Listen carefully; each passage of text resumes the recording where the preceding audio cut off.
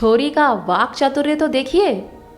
पहले छोरी ने गुरु के शिष्यों को प्रभावित करने के लिए गुरु को शिव बताया, ताकि छोरी की माँ को शक्ति पार्वती मानकर लोग उसका पूजन करें और धन एवं गहने अर्पण करें। बाद में अब छोरी गुरु को हटाने के लिए एवं गुरु से ज्यादा बड़ी महिमा अपनी माता की बताने के लिए शिव को शव बता रही है। यहाँ तो छोरी ने शिव को शव बताकर शिवजी का ही अपमान कर दिया। अगर सब शिव भक्त छोरी के विरुद्ध खड़े हो जाएंगे तो क्या करोगी? 2 पैसे की निगुरी नकटी छोरी पुजवाने के लिए परम पूजनीय भगवान शिव और गुरु को अपमानित करने में भी संकोच नहीं करती। तुमने कागज पर शिव शब्द लिखा और फिर ई हटा दिया तो शव शब्द हो गया। इससे क्या कैलाशवासी शिव भी शव हो गए? जैसे औरंगजेब ने उसके पिता शाहजहां को सत्ता से च्युत करके खुद राजा बनने का षड्यंत्र किया था, ऐसा ही यह षड्यंत्र है। छोरी का आशय गुरु के आश्रम हथियाने और कुछ भी करके ब्रह्मज्ञानी गुरु के शिष्य शिष्याओं के गुरु बनने का है।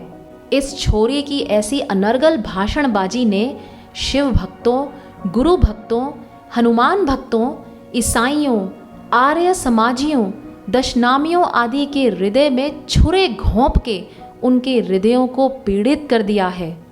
उनकी बद्दुआएं ली हैं तथा संस्कृति द्रोहियों, धर्म द्रोहियों का साथ दिया है। इन सब अवतारों व महापुरुषों का अपमान करने के प्रायश्चित के लिए भारती को जाहिर में माफी मांगनी चाहिए। गुरु की अर्धांगिनी शक्ति स्वरूप ही हो यह जरूरी नहीं है। गौतम ऋषि की पत्नी अहिल्या, जमदग्नि ऋषि की पत्नी रेणुका आदि का चरित्र कैसा था यह सब जानते हैं। क्या उन ऋषियों के शिष्यों ने उनका पूजन किया था? नहीं। गुरु की अर्धांगिनी होने से कोई पूजनीय या आदरणीय नहीं हो जाता, पर जो पुजवाने की वासना से पीड़ित होते हैं वे भक्तों को गुमराह करते हैं। गुरु गद्दी के निकट केवल फूल चढ़ाओ और हमारे यहाँ दक्षिणा चढ़ाओ, ऐसा कहके पूज्य बापूजी के भोले भाले भक्तों का जप यज्ञ व गौ सेवा आदि में लगने वाला धन हड़प लेते हैं और गुरुदेव को झूठ बोलते बुलवा देते हैं, जो प्रत्यक्ष हो चुका है। इनके चमचे चमचियाँ महंगे होटलों में जलसे मनाते हैं। शीतल जैसी चेलियाँ इनके लिए फ्लाइटों के 2-2 टिकट गुरु भक्तों से बुक करवा के एक एक बेच देती हैं। ऐसे तो इनके कई काले कारनामे हैं। वेदांत की दृष्टि से देखें तो अगर शिव कभी शव हो गए तो शक्ति भी नहीं रहेगी, क्योंकि शक्ति तो शिव में अध्यस्त है, जैसे रस्सी में सांप। अगर रस्सी हट गई तो सांप क्या रहेगा? वैसे तो जब सांप हिलचाल कर भासता है तब भी सांप का कोई वजूद ही नहीं है, रस्सी ही रस्सी है। शिव अमिट तत्व है, प्रकृति नाशवान है।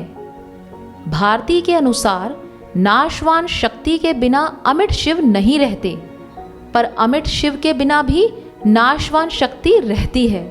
कैसी अकल है! अब आप वेदांत शास्त्रों की बात मानोगे कि इस छोरे की? निगुरे का नहीं कहीं ठिकाना, 84 में आना जाना, पड़े नरक की खान, यम का बने मेहमान, निगुरे नहीं रहना। निगुरा होता हिये का अंधा, खूब करे संसार का धंधा, क्यों करता अभिमान, निगुरे नहीं रहना। संत कबीर जी के ये वचन तो बिल्कुल प्रत्यक्ष हो रहे हैं। अतः सावधान, भारती जैसे शास्त्र विपरीत उपदेश देने वालों और उसकी राह पर चलने वालों की बातों में गुरु के शिष्यों को नहीं आना चाहिए। ऐसे दंभी लोगों से आप भी सावधान रहो, दूसरों को भी सावधान करिए।